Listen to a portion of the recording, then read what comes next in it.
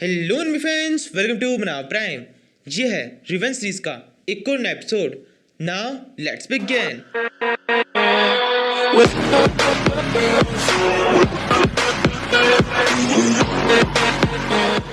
Episode की starting दिखते हैं।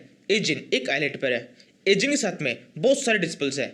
इन चारों डिस्पल्स को चार ग्रुप के अंदर बांटा गया है। चारों ग्रुप के चार लीडर है। एजिन भी इन लीडर्स में से एक है। चारों लीडरों के बीच में एक बात चल रही है। एक पास में वैली है जिस वैली के अंदर से बहुत ज्यादा एनर्जी रीडिंग फील हो रही है। अब वो चारों ये मीटिंग करके डिसाइड करने की कोशिश कर रहे हैं कि हमें वहां पर जाना चाहिए या फिर नहीं। जो इसके लिए साफ ना कर देती है। वो कहती है वहां जाना खतरनाक हो सकता है। वहां पर काफी सारी एनर्जी है। हो सकता है काफी सारे मोस्टर्स वहां पर हो जिन्होंने उस एनर्जी को ऑब्जर्व करके इतनी ज्यादा पावर कलेक्ट कर ली हो कि वो हमें मार दे।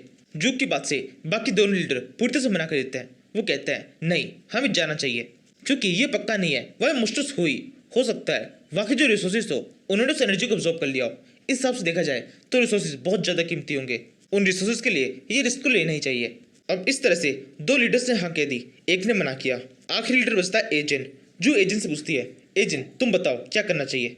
एजेंट इसके लिए हाँ कह देता है। एजेंट कहता है हमें उस वैली की तरफ जाना चाहिए। आप सही कह रही हैं, वहाँ के मोस्टर ताकतवर हो सकते हैं। हो सकता है और बहुत सारे मोस्टर्स हो, लेकिन अगर हम अच्छी तरह तैयारी के साथ जाएंगे तो उन मोस्टर का सामना कर पाएंगे। इसलिए हम सभी को वहाँ पे जाना चाहिए। एजेंट के इतना कहने के साथ ही सभी लीडर बहुत खुश हो जाते हैं सिवाय जू के। वो सब के सब अपने ग्रुप को तैयार करने लगते हैं। एजेंट बस जाने लगता है। तभी जू एजेंट को रोकती है और उसे कहती है एजेंट रुको, मुझे तुमसे कुछ जरूरी बात करनी है। जू की बात सुनकर एजेंट रुक जाता है। जू एजेंट से कहती है एजेंट तुम्हारी तरफ से तुम्हारा डिसीजन बिल्कुल सही था, लेकिन बाकी ग्रुप्स के बारे में सोचो। तुम काफी ज्यादा टाकतवर हो, तुम्हें पता है किस टाइम पर किस तरह का अटैक करना है। तुम अपने ग्रुप को संभाल सकते हो, मैं भी अपने ग्रुप को संभाल लूंगी। लेकिन बाकी दोनों लीडर वो इतने ज्यादा काबिल नहीं है।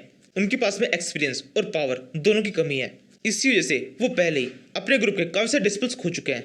अगर वो यहाँ पर इस तरह से फाइट करना चाहते हैं तो काफी सारे डिस्पल्स और मारे जाएंगे। ये दोनों लीडर अपने ग्रुप को नहीं बचा पाएंगे। हो सकता है ये दोनों के दोनों बहुत बहादुर और ईमानदार हो, अपने ग्रुप से इतना डटे रहें, लेकिन इससे कुछ नहीं होगा, ग्रुप नहीं बच पाएगा। एजेंट कहता है आपको मतलब क्या है, आप क्या कराना चाहती हैं? कहीं आप ये तो नहीं कह रही इन सभी को मैं संभालूं?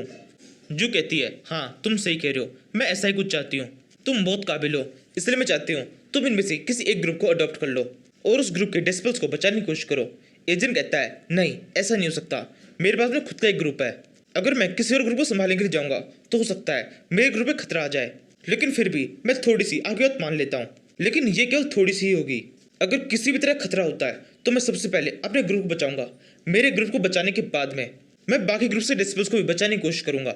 इस तरह से पहले मैं अपने ग्रुप का लीडर हूँ और बाकी इसके बाद में बाकी ग्रुप्स का। मैं इससे ज्यादा नहीं कर सकता। ये कहते हुए जिनवास जाने लगता है। जो कहती है इतना ही काफी है, तुम बस इतना ही कर देना। एजेंट कहता है आपको अब आराम करके ले चाहिए, कल सुबह हमें उस वैली की तरफ निकलना है। मेरे ग्रुप के सारे डिस्पल कल सुबह तैयार हो जाएंगे। ये कहते हुए एजेंट वहां से चला जाता है।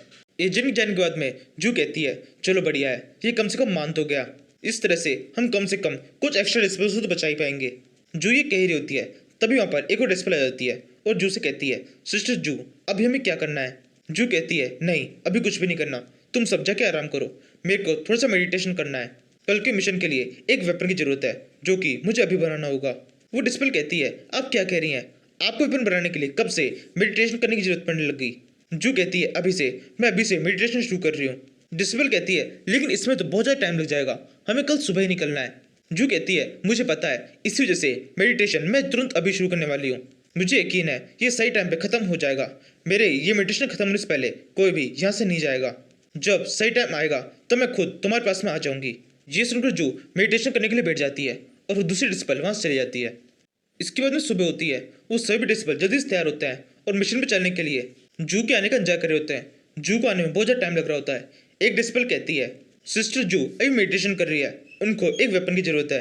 दूसरा डिस्पल कहता है क्या मेडिटेशन अभी करना जरूरी था? उनको पता होना चाहिए हमें एक मिशन पे जाना है जिस मिशन में टाइमिंग की ज़्यादा इंपॉर्टेंस है। पहली डिस्पल कहती है हाँ तुम सही कह रहे हो, मैंने उन्हें रोकने की कोशिश की थी लेकिन वो मानी ही नहीं। इसी तरह से दोनों डिस्पल जू के बारे में बातें कर रहे होते हैं। तभी एकदम से उन दोनों के पीछे होता है और उनसे कहता है तुम दोनों सिस्टर जू के बारे में बात कर रहे हो, मैंने ये सारी बातें सुन ली है। अब वो जैसे यहाँ पर आएगी मैं उन्हें सब कुछ बता दूंगा। ये सुनते हुए दोनों डिस्पल बहुत डर जाते हैं। वो इधर उधर अपना मुंह फेर लेते हैं और कहते हैं नहीं मैं कुछ भी नहीं कह रहा, अभी जो बात हुई उसमें मैंने तो कुछ कहा ही नहीं। वो दोनों के दोनों यही कह रहे होते हैं। इसके बाद में कुछ सेकंड्स में जू वहाँ पे आ जाती है। जू के आते ही वो सभी सब आगे बढ़ना शुरू करते हैं। कुछ ही मिनटों में वो चलते चलते एक पहाड़ के पास में पहुंचते हैं। सामने तरफ का नजारा काफी शानदार है। जमीन के ऊपर काफी अलग तरह की घास है जो कि दिखने में बहुत सुंदर लग रही है। इस घास को देखकर कुछ डिस्पल कहते हैं ये तो ड्रीम सोल घास है। एक डिस्पल झुक के उस घास को उठाती है और कहती है हाँ ये वही है, कितनी सुंदर लग रही है। उस घास को देखकर सभी डिस्पल बहुत ज्यादा खुश हो जाते हैं। वो सभी सब उन्हें कलेक्ट करने लगते हैं। एजिन और जू ये सब कुछ दूर से देख रहे हैं। वो इन घास को कलेक्ट करने के लिए नहीं आ रहे, वो पूरे समय बाकी सभी डिस्पल्स को गार्ड करते रहते हैं। जू एजिन से कहती है ये ड्रीम सोल काफी ज्यादा अच्छी चीज है। इस ड्रीम सोल की मदद से कुछ अच्छे रिसोर्स बनते हैं जिनकी मदद से ब्रेक थ्रू किया जा सकता है। इस ड्रीम सोल की इंपॉर्टेंस तो तुम्हें डिस्पल्स के मुंह पे दिखाई दे रही होगी। ये सब के सब इसे देखकर कितना खुश हुए हैं। वैसे तुम चाहो तो तुम भी इन्हें इकट्ठा कर सकते हो, तब तक मैं गार्ड करती हूँ।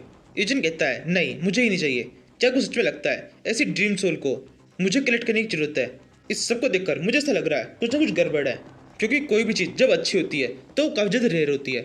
और इस तरह की रेयर चीज़ क्या आपको लगता है ऐसे खुले में पड़ी हुई होगी? मुझे लग रहा है इस सब में किसी तरह की चाल है और मैं उसे ढूंढने की कोशिश कर रहा हूँ। ये सोचकर में एजेंट जोर से चिल्लाता है सभी डिस्पल्स जल्दी से यहाँ से बाहर निकलो। ये ड्रीम सोल गार्डन बिल्कुल भी सही नहीं है, यहाँ पे कुछ गड़बड़ है। इस टाइम तक जू को कुछ भी समझ में नहीं आया होता है, लेकिन जू एजेंट की बात मान जाती है। जो जल्दी से अपने हंस के ऊपर बैठती है और सभी डिस्पल से उठते हुए कहने लगती है सभी डिस्पल तुम चाहे किसी भी ग्रुप के हो जल्दी से यहाँ से आगे बढ़ो। इस एरिया में हम ज़्यादा देर तक नहीं रुक सकते हैं। लेकिन इस टाइम पर कुछ खास डिस्पल्स का ध्यान नहीं होता है। वो सब के सब लगातार उन ड्रीम सोल को कलेक्ट कर रहे होते हैं और आपस में लड़ रहे होते हैं। ये दोनों डिस्पल्स तो लड़ने में इतना ज़्यादा खो जाते हैं, बिल्कुल ध्यान नहीं देते आसपास में क्या हो रहा है। ये लड़ाई कर ही रहे होते हैं, तभी इनके पीछे वाला पत्थर अचानक से मूव करने लगता है। उस पत्थर का एक हिस्सा अपने आप ही उड़ते हुए उन दोनों डिस्पल्स के ऊपर आ जाता है। वो दोनों डिस्पल उस पत्थर को देखते हैं। इससे पहले क्यों कुछ करते वो पत्थर जोर से उनके सर पे गिर जाता है और दोनों दोनों एक साथ मर जाते हैं। इसके बाद में हमें पता पड़ता है ये पत्थर जो कि भी उन दोनों डिस्पल्स के ऊपर गिरा है ये नॉर्मल पत्थर नहीं था, ये गोलम का हाथ है। एजिन इस मॉन्स्टर को बहुत पास से देख रहा होता है। एजिन ने पहली बार इस तरह का मॉन्स्टर देखा है। एजिन चिल्लाकर कहता है ये किस तरह का मॉन्स्टर है। तभी एजिन का सिस्टम एजिन को बताता है ये एक रॉक गोलम है जिसने यहाँ पे आसपास में अर्थ टाइप की एनर्जी को ऑब्जर्व कर लिया है। इसकी वजह से इसकी पावर काफी ज्यादा इंक्रीज हो गई है। सिस्टम एजेंट को ही बता रहा होता है। तभी वो रॉक गोलम एजेंट के ऊपर जोर से अटैक कर देता है। एजेंट बड़ी आसानी से उछलकर इस अटैक को डॉज कर देता है। इसी टाइम पर कुछ डिस्पल अभी भी उस रॉक गोलम को देख रहे होते हैं। उनकी बॉडी से एक जगह पर रुक जाती है। एक डिस्पल कहता है ये रॉक गोलम यहाँ पे कैसे आया, अभी कुछ सेकंड पहले तो यहाँ पे था ही नहीं। दूसरी डिस्पल कहती है तुम अभी भी यहाँ पे खेड़े क्यों, तुम्हें क्या मतलब है ये रॉक गोलम यहाँ पे क्यों आया? ये अगर इसने हमें देख लिया या फिर हम पे अटैक करने की कोशिश की तो ये हमें मार देगा, जल्दी से यहाँ से भागो। इसके बाद में एजेंट उस रॉक गोलम से थोड़ा दूर उठ के सोचने लगता है ये रॉक गोलम अर्थ स्ट्राइक की पावर को ऑब्जर्व कर चुका है, इस वजह से इसकी स्पीड काफी ज्यादा स्लो हो चुकी है। ये एक तरह से एक टर्टल की तरह है जिसके अंदर बहुत ज्यादा पावर है लेकिन स्पीड स्लो है। अगर मैं तेज स्पीड से भागूं और एक खतरनाक अटैक इस पे करूं तो इसे मार सकता हूं। इसी तरह के अटैक करने की उम्मीद में एजेंट उस रॉक गोलम की तरफ भागता है और उसके पैर के ऊपर अपनी तलवार से जोर से अटैक करता है। एजेंट का अटैक बिल्कुल सही तरह से पड़ता है। उस रॉक गोलम की वो टांग टूट जाती है। वो रॉक गोलम जोर से चिल्लाता है, लेकिन एजेंट के उस अटैक का असर उस गोलम के ऊपर कुछ सेकंड तक ही रहता है। बड़ी आसानी से उस रॉक गोलम की टांग वापस से जुड़ जाती है। ये देखकर एजेंट थोड़ा घबरा जाता है। एजेंट को समझ में जाता है वो किसी भी तरह से इस गोलम को नहीं हरा सकता है। एजेंट वहां से भागना शुरू कर देता है। गोलम एजेंट को छोड़ता नहीं है। गोलम एजेंट के पीछे लग जाता है। एजेंट को भागते हुए सामने की तरफ काफी सारे डिस्पल दिखाई दे रहे हैं जो कि भाग नहीं रहे। वो सबके सब एजेंट के पास आने का इंतजार कर रहे हैं। एजेंट चला कहता है तुम सबके सब वहाँ पर खड़े क्यों, ये गोलम मेरे पीछे आ रहा है। ये गोलम बहुत ताकतवर है, इसको हम नहीं हरा सकते हैं, इसको मारना नामुमकिन है। तभी वो डिस्पल्स अपनी बहादुरी दिखाई देने लगते हैं। वो कहते हैं एजेंट तुम बिल्कुल भी चिंता मत करो, हम सब तुम्हारे साथ हैं। हम सब साथ में मिलकर इन गोलम्स के ऊपर अटैक करेंगे, इन सभी को मार देंगे। तुम्हें बिल्कुल भी चिंता करने की जरूरत नहीं है, तुम्हारे साथ में हम भी हैं।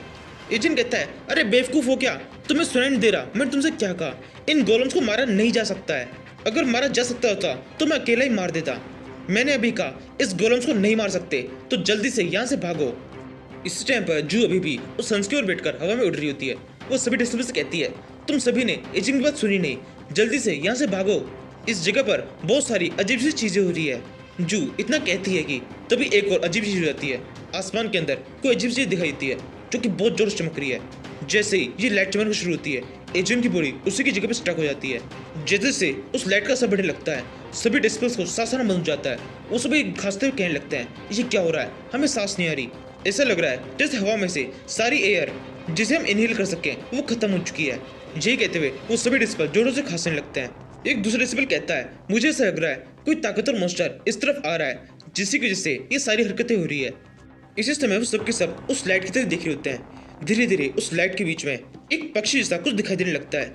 एजेंट उस पक्षी को देखता है और कहता है ये किस तरह का पक्षी है, क्या ये भी कोई मॉन्स्टर है? देखने से ऐसा लग रहा है ये एक गोल्डन बर्ड है। तभी एजेंट का सिस्टम एजेंट को बताता है ये एक गोल्डन क्रो है जो कि 6th लेवल पर है। तभी वो कोआ उन साइड डिस्पल से कहता है तुम सभी की हिम्मत कैसे हुई मेरे इलाके में आकर मेरी चीज़ों को चुराने की? ये रिसोर्सेज जो कि तुमने अभी चुराए ये सारे के सारे मेरे हैं, तुम्हें इसकी सजा मिलेगी। तभी एकदम से सब कुछ बदल जाता है। हमें दिखाई देता है वो क्रो उन डेस्पल की तरफ नहीं दिख रहा, वो क्रो दिख रहा है उन गोलम्स की तरफ। और क्रो उन गोलम से ही कह रहा है ये एरिया मेरा है और तुमने यहाँ पर आकर एक गलती की है। फिर क्रो उन साइड डिस्पल से कहता है तुम सबके सब यहाँ से भागो, इन गोलम्स को मैं यहाँ पर रोकता हूँ। तभी जू अपने हंस पे उड़ती हुई वहाँ पर आती है और उन साइड डिस्पल से कहती है क्या तुम सब बह रहे हो? इसने भी कहा ना यहाँ से भागो, तो भागो यहाँ से। एजेंट को अब थोड़ा तो समझने लगता है। एजेंट सोचता है यानी किसका मतलब इस क्रो को यहाँ पर जू लेके आई है, ये क्रो जू का है। लेकिन मुझे समझ में नहीं आ रहा है इतना लेजेंडरी क्रो इसके पास में आया कैसे। लेकिन ये सोचने का अभी बिल्कुल भी टाइम नहीं है, हमें साइड डिस्पल्स को बचाना होगा। मेरे को दिखाई दे रहा है वहाँ पर अभी काफी सारे डिस्पल्स हैं। वो डिस्पल्स हटवेडी में हमसे अलग हो गए थे, अब गोलम्स उनके ऊपर अटैक कर रहे हैं। मुझे जाकर उनको बचाने की कोशिश करनी होगी। ये बात एजेंट जू को बताता है। उससे कहता है सिस्टर जू तुम इन सभी डिस्पल्स को यहाँ से ले जाओ, मुझे जाकर उन डिस्पल्स को बचाना होगा जो कि उन गोलम से गिर चुके हैं। उस जगह पर कुछ डिस्पल्स है लेकिन गोलम बहुत सारे हैं। उन गोलम्स ने उन्हें घेर लिया है, वो अकेले वहां से नहीं निकल सकते। ये कहते हुए एजेंट उन डिस्पल्स से भागना शुरू कर देता है। जू एजेंट को रोकने की कोशिश करती है, उससे कहती है एजेंट क्या बकवास कर रही हो तुम, ऐसा मत करो, ये पूरी तरह से एक बेवकूफ़ी है। लेकिन एजेंट बिल्कुल नहीं रुकता, वो बस आगे बढ़ता जाता है। इसके बाद में हमें उन डिस्पल्स दिखाते हैं। उन डिस्पल्स को काफ़ी सारे गोलम्स ने घेर रखा है। अब वहाँ पर केवल गोलम्स ही नहीं है, काफ़ी सारे मॉन्स्टर्स भी वहाँ पर आ चुके हैं। डिस्पल्स बुरी तरह से फंस चुके हैं। उन गोलम्स धीरे धीरे उनकी तरफ बढ़ते जा रहे हैं। जो ये सब कुछ देखती है लेकिन वो तो अपने हाथ खड़े कर देती है। वो कहती है इन डिस्पल्स का अब कुछ नहीं हो सकता, वो डिस्पल्स तो मरेंगे। उस जगह पर काफ़ी सारे गोलम्स हैं। उन गोलम्स ने अपने साथ के लिए मॉन्स्टर्स को भी बुला लिया है, अब कुछ नहीं हो सकता है। इसके बाद में जू उन डिस्पल्स को जो कि वहाँ पे सेफ है उनसे कहती है जल्दी से यहाँ से आगे बढ़ो। ये कहते हुए जू सोच रही होती है उन डिस्पल्स ने मेरे से कहा था कि मैं उनका ध्यान रखूं, मैंने ध्यान रखने की पूरी कोशिश की थी, उनको अच्छी तरह से बताया था कि उन्हें क्या करना है। इन गोलम के अटैक से कुछ सेकंड पहले ही मैंने सभी से कह दिया था जल्दी यहाँ से भागो, आगे बढ़ो। लेकिन सारे डिस्पल्स बिल्कुल मेरी बात नहीं सुन रहे थे। इनकी लाइफ इनकी खुद की गलती की वजह से, खुद की बेवकूफ़ी की वजह से खतरे में पड़ी है। इसके बाद में हम दो डिस्पल्स देखते हैं जिनकी तरफ काफी सारे मॉन्स्टर्स बढ़ रहे होते हैं। दोनों डिस्पल अपने तलवार चलाकर उन मॉन्स्टर को दूर रखने की कोशिश कर रही होती है। लेकिन ये दोनों डिस्पल फाइटी टाइप की है ही नहीं, इस वजह से ये तलवार तो चला रही है लेकिन कोई भी मॉन्स्टर के पड़ नहीं रही। मॉन्स्टर धीरे धीरे उनके पास में आते जा रहे हैं। एक लड़की कहती है अब कुछ भी नहीं हो सकता है, ये मॉन्स्टर हमारे काफी पास पहुंच चुके हैं, इन्होंने हमें घेर लिया है, अब हम मरेंगे। यही कहते हुए वो दोनों डिस्पल बहुत डर जाती है, एक दूसरे का हाथ पकड़ लेती है। तभी अचानक से एक मॉन्स्टर उन पर अटैक कर देता है। दोनों डिस्पल डर के मारे अपनी आंखें बंद कर लेती है। तभी एकदम से उन लड़कियों के सामने जो मॉन्स्टर होता है उसके ऊपर एक जोर से अटैक होता है और एक ही झटके में मॉन्स्टर मर जाता है। सामने की तरफ एक छोटी सी आग लग जाती है। इस आग की हीट को फील कर कर वो लड़कियां अपनी आई खोलती है और सामने तो देखती है दोनों मॉन्स्टर्स मर चुके हैं। ये देखकर उनमें से एक लड़की कहती है शायद सिस्टर सू हमें बचाने के लिए आ गई है, हमें पता था सिस्टर जू हमें छोड़ के नहीं जाएगी। तभी एकदम से वो दोनों डिस्पल्स देखती है, वहाँ पर उनकी सिस्टर जू नहीं है, एजिन है। एजिन उन दोनों से कहता है अब तुम दोनों को बिल्कुल भी घबराने की जरूरत नहीं है, यहाँ पर मैं आ गया हूँ, अब मैं तुम दोनों को बचा लूंगा। एजिन को देखकर वो दोनों डिस्पल्स और भी ज़्यादा खुश हो जाती है। एक कहती है एजिन ने हमें बचाने का वादा किया है, अब तो हम हर हाल में बचेंगे। तभी एजिन उनसे कहता है ये खुशियों का टाइम नहीं है, जल्दी से यहाँ से भागो, अभी भी यहाँ पर काफी सारे मॉन्स्टर्स हैं। एजिन की बात सुनकर वो दोनों डिस्पल्स वहाँ से भागना शुरू कर देती है। लेकिन एक गोलम उन दोनों डिस्पल्स के पीछे पड़ जाता है और उनके ऊपर अटैक कर देता है। उस गोलम का मुक्का उन लड़कियों के पड़ने वाला होता है। वो लड़कियां बहुत ज़्यादा डर जाती है और जूने बैठ जाती है। तभी अचानक से उस गोलम के हाथ के ऊपर एक जोर से अटैक होता है। उस गोलम का हाथ कई सारे टुकड़ों में टूट जाता है। हम देखते हैं उस गोलम के ऊपर ये वाला अटैक एजिन ने नहीं किया है, ये अटैक किया है जू ने। जू उड़ते वहाँ पर आई है और उस गोलम के ऊपर अटैक करके उसकी बॉडी को कई सारे टुकड़ों में तोड़ दी है। ये देखकर वो दोनों डिस्पल बहुत ज़्यादा खुश जाती है। वो चिल्ला कहती है सिस्टर जू हमें पता था आप हमें बचाने के लिए जरूर रहेगी। सिस्टर जू कहती है ये खुशियों का टाइम नहीं है, जल्दी से यहाँ से भागो। सिस्टर जू इतना गहरी होती है। तभी अचानक से वो पत्थर जो कि रॉक गोलम के मरने के बाद में उसकी बॉडी से गिरा है वो वापस से उड़ने लगते हैं और वापस से एक गोलम का रूप ले लेता है। ये देखकर सिस्टर जू कहती है जैसा कि एजिन ने कहा था इन गोलम्स को मारना बिल्कुल नामुमकिन है, इन्हें कितनी बार मारा जाए ये वापस से जुड़ जाएंगे। इसी समय एजिन की फाइट भी गोलम चल रही होती है। एजिन गोलम के ऊपर जोर से अटैक करता है और उसे दो टुकड़ों में बांट देता है। इस गोलम को मारकर एजिन ने अपने ग्रुप के काफी सारे डिस्पल्स को बचा लिया है। ये वाला डिस्पल एजेंट से कहता है, एजेंट तुमने हमारे लिए अपनी जान को खतरे में डाला, थैंक यू। तभी अचानक से कुछ सोचा है, एक गोलम एक जोर से पत्थर को कुछ कल्टिवेटर्स के ऊपर फेंकता है। पत्थर सीधे उन कल्टिवेटर्स के ऊपर गिरने वाला होता है। तभी जो बीच में आ जाती है और अपनी तलवार की मदद से उस पत्थर को हवा में रोक देती है और नीचे जो कल्टिवेटर्स होते हैं उन सभी से कहने लगती है, जल्दी से यहाँ से हटो, मैं ज्यादा देर तक इस पत्थर को उठा के नहीं रख सकती हूँ। ये सुनकर वो कल्टिवेटर्स जल्दी से उसे भाग जाते हैं और इसी टाइम पर जो की तलवार टूट जाती है, वो पत्थर सीधे जो के ऊपर गिरता है। लेकिन फिर भी जो किसी तरह से जिस हंस के ऊपर बैठी होती है उस हंस की मदद से खुद को बचा लेती है। एजेंट के ग्रुप का एक कल्टिवेटर जिसका मैं नाम भूल चुका हूँ, वो जो के पास आकर उसे संभालने लगता है। उससे पूछता है क्या तुम ठीक हो? जो कहती है हाँ मैं बिल्कुल ठीक हूँ। इसके बाद में वो सभी कल्टिवेटर उस डेंजर एरिया से बाहर निकलते हैं और एक सेफ पोजीशन में पहुंचने के बाद में उन सभी को पता पड़ता है एजेंट उनके साथ में नहीं है। ये देखकर एजेंट की टीम का एक कल्टिवेटर आगे बढ़ते हुए कहने लगता है, हमें जाकर एजेंट को बचाना होगा। तभी जो उसे रोकती है और उसे कहती है, नहीं ऐसा कुछ भी करने की जरूरत नहीं है, अपने टीम लीडर को भरोसा रखो, वो ठीक होगा और खुद को संभाल लेगा। एजेंट की टीम का कल्टिवेटर बोलता है, नहीं नहीं संभाल पाएगा, आपने अंदर देखा नहीं अंदर कितने सारे मोस्टर्स थे, वो सब मिलकर अगर एजेंट से फाइट करेंगे तो एजेंट जरूर से हार जाएगा, हमें जाकर एजेंट की मदद तो करनी ही होगी। ये कहते हुए वो कल्टिवेटर आगे बढ़ने लगता है। इसी टाइम पर एक दूसरी टीम का लीडर जिसका नाम पिंग है, वो उस कल्टिवेटर के सामने जाता है और उसे कहने लगता है, रुक जाओ, ऐसा कुछ भी करने की जरूरत नहीं है, हमें एजेंट के ऊपर भरोसा रखना होगा, एजेंट आ जाएगा। एजेंट की टीम का कल्टिवेटर बोलता है, नहीं मैं यहाँ पर खड़ा होकर उसका इंतजार नहीं कर सकता हूँ, मुझे अंदर जाना ही है, ब्रदर पैंग मेरे रास्ते से हट जाओ। इसी टाइम पर एक दूसरा कल्टिवेटर जिसका नाम शेन जियान है, इसकी एजेंट से लड़ाई चल रही है। ये कहने लगता है, ये बेकार की बहस हम क्यों कर रहे हैं, उस लड़के एजेंट को बचाने के लिए, वो एजेंट किसी भी काम का नहीं है, अगर उसके अंदर खुद में इतनी हिम्मत और इतनी पावर नहीं थी तो उसे बेकार में उन मस्त से बीच में नहीं जाना चाहिए था, वो तो बच के बाहर निकल गया था, फिर वापस अंदर घुसा ही क्यों? उसे मना करने के बावजूद भी वो अंदर घुसा, अब अंदर उसके में जो कुछ भी होगा उसके लिए वो खुद जिम्मेदार है। ये सुनकर एक दूसरी कल्टिवेटर जिसे अभी थोड़ी देर पहले एजेंट ने बचाया था, वो उसके पास में आकर शेनचैन के थप्पड़ डाल देती है और उसे कहने लगती है, क्या बकवास कर रहे हो तुम, एजेंट खुद से अंदर नहीं गया, वो हमें बचाने के लिए अंदर गया था, तुम्हें शर्म आनी चाहिए, तुम उसके बारे में इस तरह से बात कर रहे हो। शेनचैन कहता है, तुम्हारी हिम्मत कैसे हुई मेरे थप्पड़ मारने की, वो भी उस घटिया से लड़की के लिए। ये सुनकर वो कल्टिवेटर वापस से शेनचैन को थप्पड़ मार देती है और उसे कहती है, तुम्हारी हिम्मत कैसे हुई उसे घटिया कहने की, घटिया तुम हो। ये सुनकर शेनचैन अपनी तलवार निकाल लेता है और फिर कहने लगता है, तुम सबके सब पागल हो गए हो। तुम्हें पेंग कहने लगता है, पागल हम नहीं पागल तुम हो, तुमने देखा नहीं एजेंट ने किस तरह से हम सभी की जान बचाई। इसी टाइम पर एक दूसरी कल्टिवेटर बोलती है, तुम्हें शर्म नहीं आ रही इस तरह की घटिया बातें करते हुए, शिनजियान तुम बहुत ही बेशरम और घटिया इंसान हो, अगर एजेंट उस टाइम पर हमें बचाने के लिए नहीं आता तो हम सबके सब मार जाते, हम अपने कई सारे कल्टिवेटर्स को खो देते। इसी तरह से सभी के सभी कल्टिवेटर शिनजियान से कुछ ना कुछ कहने लगते हैं। शिनजियान खड़ा खड़ा उन सभी की बात सुन रहा होता है और उसे अभी भी गुस्सा आ रहा होता है। इसी टाइम पर शिनजियान के पैरों पे एक जोर से अटैक हो जाता है, शिनजियान जमीन पे गिर जाता है और चिल्लाए कहता है, किसकी हिम्मत हुई इस तरह से मेरे पर अटैक करने की। शिनजियान देखता है ये एक लड़की है जो कि उसी की टीम से बिलोंग करती है। ये कहती है, शिनजियान आज तुमने बहुत ही घटिया हरकत की है, तुमने अपना और हम सभी का सर शर्म से झुका दिया है, तुमने जो आज किया है इसके बारे में मैं मास्टर से बात करूंगी और तुम्हें जरूर से सजा दिलाऊंगी। ये सुनकर शिनजियान बहुत ज्यादा डर जाता है और फिर कहने लगता है, नहीं ऐसा मत करना, मास्टर से इस बारे में बात मत करना, मुझे अपनी गलती का एहसास है, मैं एजेंट से माफी मांगने के लिए तैयार हूँ। ये कहने का तो शिनजियान आसमान की तरफ देखने लगता है और फिर कहने लगता है, एजेंट तुम जा कहीं भी हो मैं तुमसे माफी मांगता हूँ, मैंने तुम्हारे साथ में बहुत गलत बिहेव किया, तुम्हारे साथ में जो कुछ भी हुआ उसका मुझे बहुत खेद है, भगवान तुम्हारी आत्मा को शांति दे। इसी टाइम पर एजेंट की टीम का एक कल्टिवेटर शिनजियान के पीठ पर जोर से लात मारता है और उसे कहने लगता है, क्या कर रही हो तुम, एजेंट अभी तक जिंदा है, इस तरह की हरकतें करना बंद कर दो, इस तरह से तुम्हारी सजा और भी ज्यादा बढ़ जाएगी। इसके बाद में हम एजेंट को देखते हैं, एजेंट की हालत सच में बहुत ज्यादा खराब है, एजेंट बेहोश पड़ा हुआ है, चारों तरफ काफी सारे मॉन्स्टर्स है जो कि एजेंट की तरफ बढ़ रहे हैं। इसी टाइम पर वो कोआ उड़ते हुए उस जगह पहुंच जाता है और एजेंट को देखे कहने लगता है, मुझे बिल्कुल भी नहीं लगा था ये इतनी आसानी से हार जाएगा, ये तो केवल एक कागज का शेर निकला जिसके अंदर बिल्कुल भी पावर नहीं है, इसको बचा के मैं केवल अपना टाइम वेस्ट करने वाला हूँ। ये कहते हुए वो कोआ एक पत्थर जोर से जिन पर गिराता है जो कि एजेंट के काफी पास में गिरता है। इस पत्थर के गिरने के कारण वो सारे मॉन्स्टर्स जो कि एजेंट के आसपास में होते हैं वो बहुत डर जाते हैं और वहां से भाग जाते हैं। इसके बाद में वो कोआ एजेंट तो बढ़ने लगता है और फिर कहता है, जैसा मैंने सोचा था इसके घाव काफी ज्यादा गहरे हैं, अब ये नहीं बचेगा।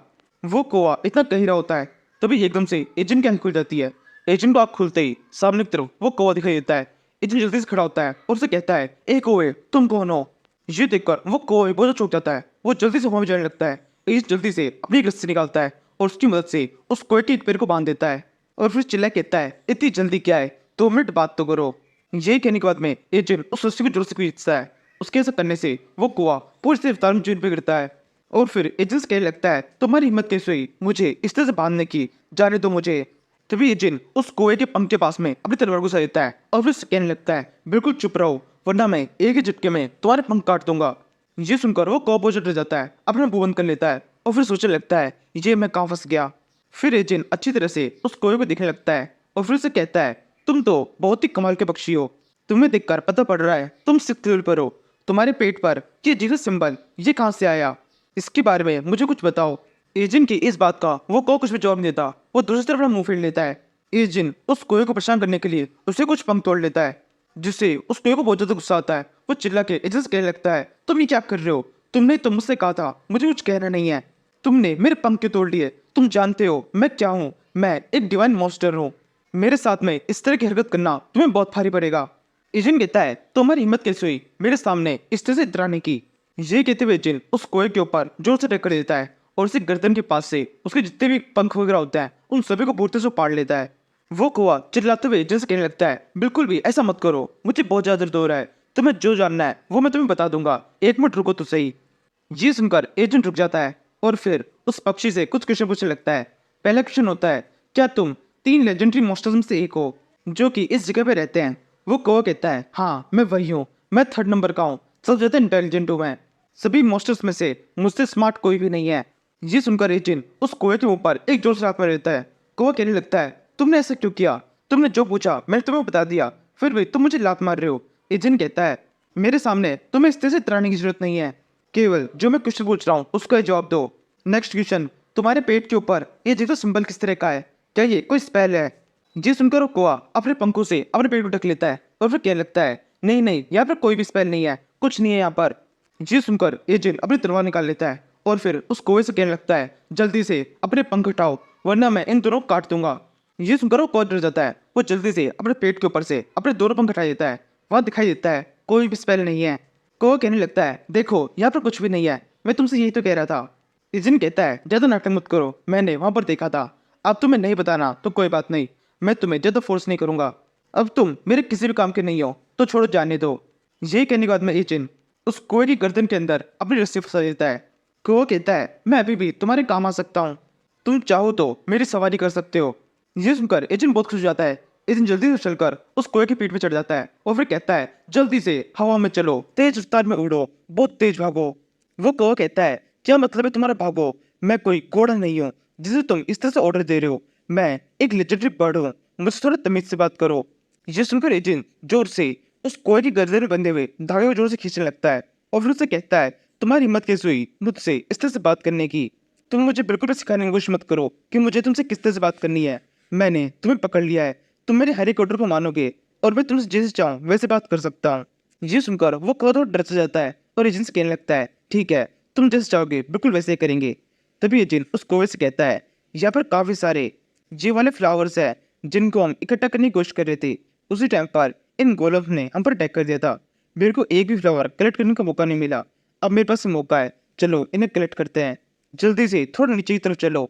वो कौवा बिल्कुल वैसे करता है, वो थोड़ा नीचे की तरफ आ जाता है, फिर एजेंट को स्किल यूज करता है जिससे वहाँ पर एक छोटा सा भवंडर बन जाता है, जिससे वो सारे फूल उड़ते हुए अपने आप ही एजेंट के पास में जाते हैं। एजेंट उन सभी को इकट्ठा कर देता है। इसी टाइम पर एजेंट को कहीं दूर कुछ अजीब दिखाई देता है। इस टाइम पर हमें नहीं बताया जाता एजेंट को क्या दिखाई दे रहा है। एजेंट उस कुएं से पूछने लगता है, वहां पर उधर क्या है। उस कुएं को एक बार उधर देखते हुए सब कुछ समझ में आ जाता है, लेकिन वो एजेंट को बताता नहीं है। एजेंट से कहता है, नहीं वहाँ पर कुछ भी खास नहीं है, वहाँ पर जाने लायक जगह नहीं है, आपको वहाँ पर नहीं जाना चाहिए। उस कुएं के इस तरह से कहने से ही एजेंट से समझ आता है। एजेंट उस कुएं से कहता है, अब तो मुझे वहीं पे जाना है।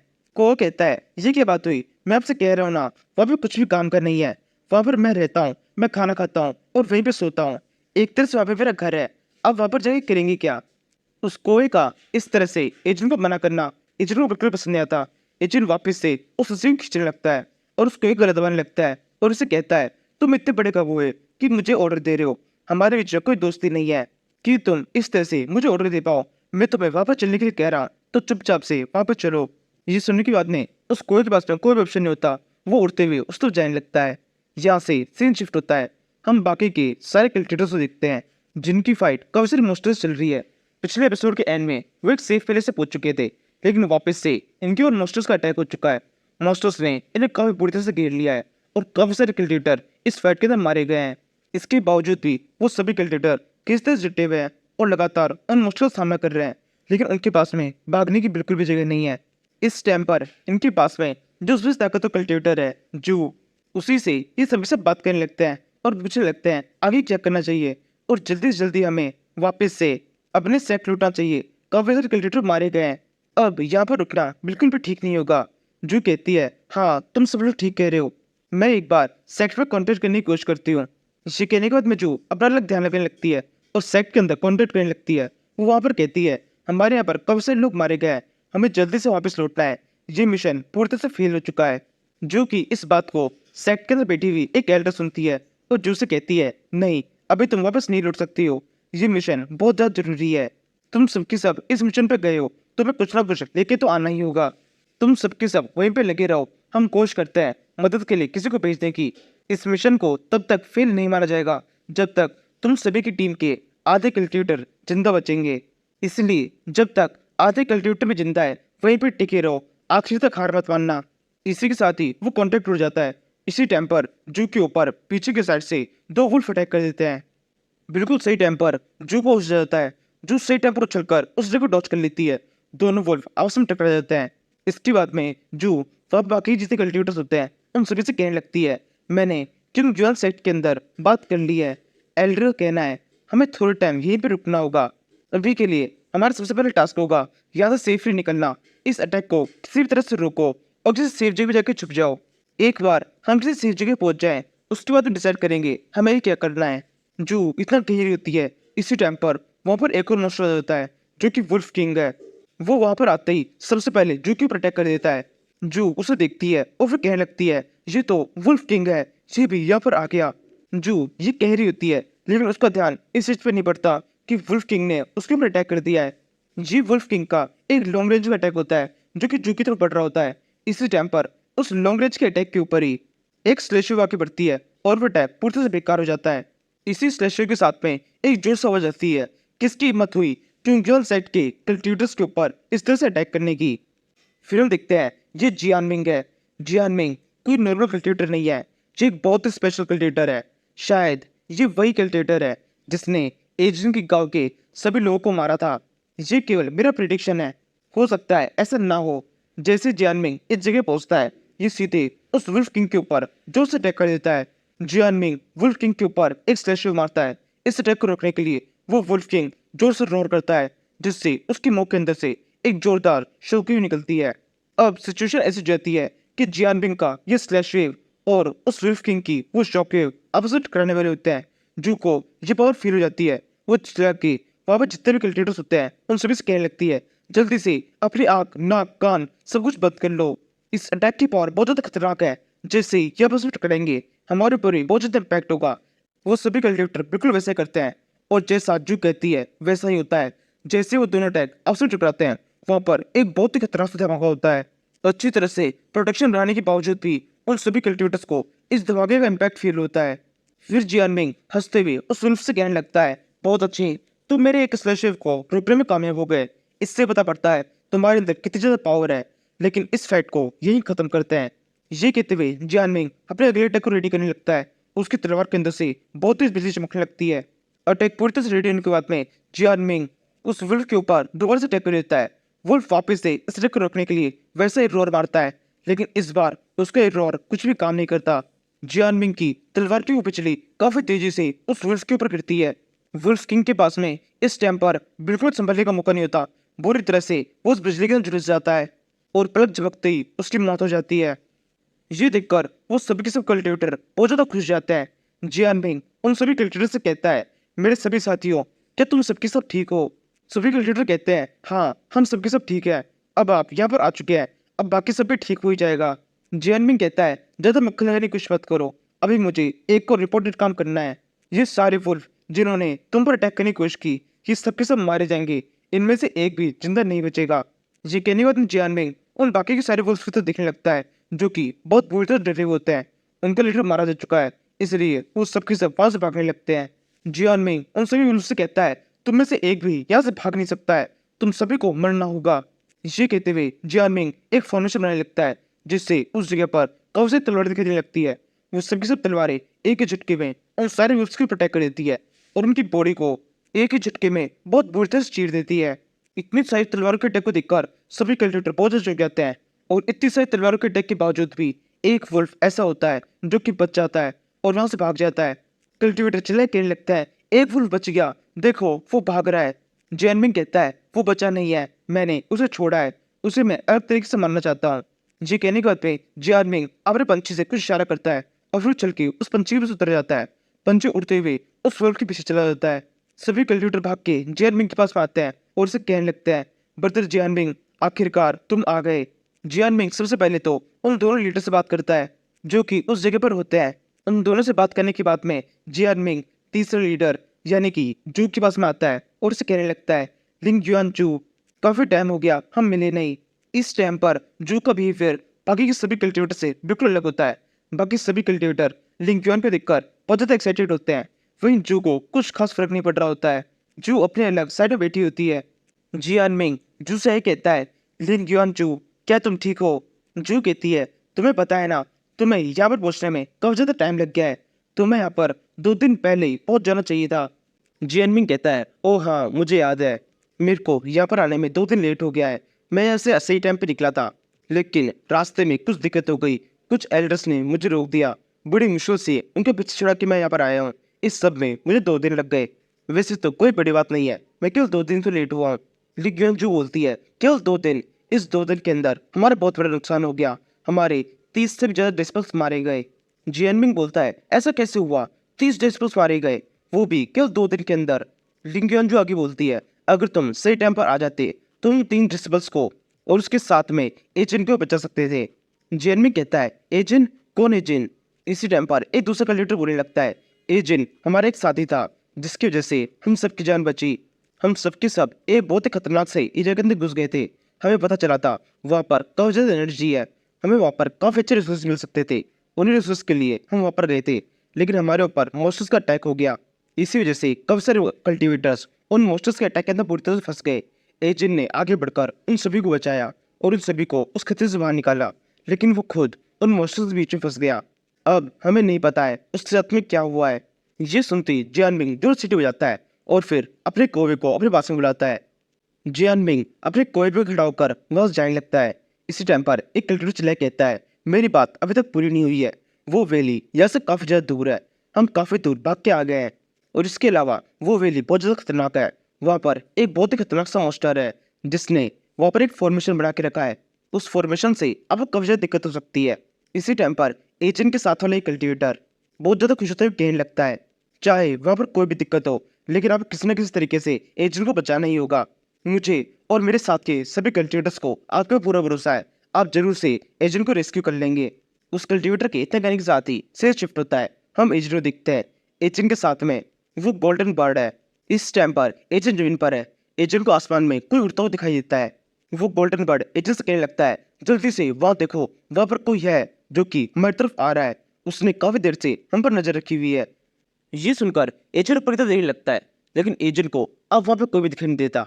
ये देखते ही एजेंट समझ जाता है ये उस कोवे की चाल है। एजेंट जल्दी से उस कोवे की तरफ दिखता है, कोवा वहां से भाग चुका है। ये देखकर एजेंट हंसते हुए अपनी रस्सी निकाल लेता है और फिर उस सुनहरे बर्ड से कहने लगता है, तुम मेरे साथ में लुका छुपी खेलना चाहते हो, चलो देखते हैं तुम कहाँ तक भाग पाते हो। ये कहने के साथ ही एजेंट उस सुनहरे बर्ड के पीछे पड़ जाता है। इसके बाद में हम उस गोल्डन बर्ड को देखते हैं जो काफी दूर तक भाग के आ गया है। एक जगह पहुंचने के बाद में वो रुकता है और फिर कहने लगता है, मैं बहुत ज्यादा होशियार हूँ, मैंने उस लड़के को फंसा दिया, मुझे अच्छी तरह से पता है कि किसको किस तरह से बेवकूफ बनाकर अपने आप को वहां से निकालना है। अब मैं उस लड़के से काफी ज्यादा दूर आ चुका हूँ और मेरा कुछ भी नहीं कर सकता। गोल्डन बर्ड इतना कह रहा होता है, तभी एजेंट एकदम उसके पास पहुंच जाता है और उसे कहने लगता है, क्या तुम्हें सच में लगता है ऐसा होने वाला है? ये सुनते ही वो गोल्डन बर्ड बहुत ज्यादा डर जाता है और एजेंट से कहने लगता है, तुम इतनी जल्दी यहाँ पे कैसे पहुंच गए? और ये बिल्कुल मत सोचो कि तुम फिर से मुझे पकड़ लोगे, मैं अब तुम्हारे साथ बिल्कुल भी नहीं आने वाला हूँ, मैं तुम्हारी कोई बात नहीं मारूंगा। एजेंट कहता है, अब तो तुम कुछ ज्यादा बोलने लगे हो। ये कहते हुए एजेंट उस बर्ड के सर पे जोर से मारता है। ये थप्पड़ पड़ते ही उस बर्ड को बहुत ज्यादा गुस्सा आता है वो जल्दी से अपने तिलिस्म निकालता है और फिर एजेंट से कहने लगता है, अब तुमने बहुत बड़ी गलती कर दी है, तुमने मुझे बहुत ज़्यादा परेशान किया, लेकिन मेरे सर पे मारना ये तुम्हारी सबसे बड़ी गलती थी। ये कहते हुए वो बर्ड अपने तिलिस्म को एक्टिवेट करता है। उसके ऐसा करने से उस बर्ड का साइज काफी ज़्यादा बड़ा हो जाता है। इस जिन उस बर्ड को देखकर भी बिल्कुल डरता नहीं है और उसे कहने लगता है, क्या तुम मुझे डराने की कोशिश कर रहे हो? मैं इस सबसे बिल्कुल भी डरने वाला नहीं हूँ।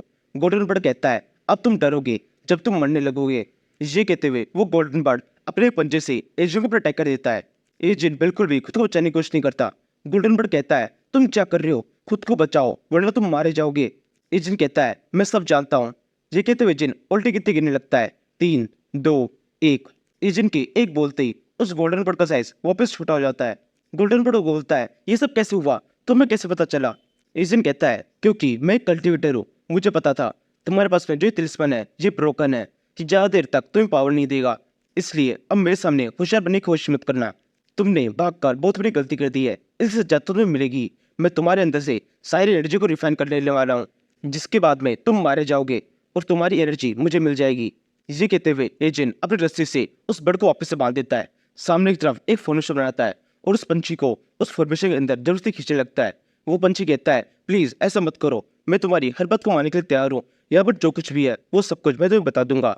एजेंट बिल्कुल नहीं रुकता, एजेंट जल्दी से उस फॉर्मेशन के अंदर डाल देता है। इससे उस पंछी को काफी दौड़ने लगता है, वो फिर चलने लगता है। प्लीज रुक जाओ, मैं तुम्हारी सारी बातों को मानने के लिए तैयार हूँ। इस जगह के बारे में तुम्हें मुझसे बेहतर कोई भी नहीं बता सकता। इस जगह पर इतना सारा सीक्रेट है, वो सब के सब मैं तुम्हें बता दूंगा। एजेंट कहता है, अब मुझे तुम्हारे पर बिल्कुल भरोसा नहीं है, तुम कहना शुरू करो। अगर मुझे तुम्हारी बात काम की लगी तो मैं तुम्हें छोड़ दूंगा। ये सुनकर पंछी कहना शुरू करता है। वो कहता है, इस पूरी जगह के ऊपर 8 गेट बने हुए हैं। ये 8 फॉर्मेशन गेट है जो कि माउंटेन्स और रिवर्स के अंदर है। इनकी जगह बदलती रहती है, जो कि पूरी तरह से टाइम और लाइट पे डिपेंड करती है। इसके अलावा भी और कुछ फैक्टर्स है जिससे ये सब कुछ जुड़ा हुआ है।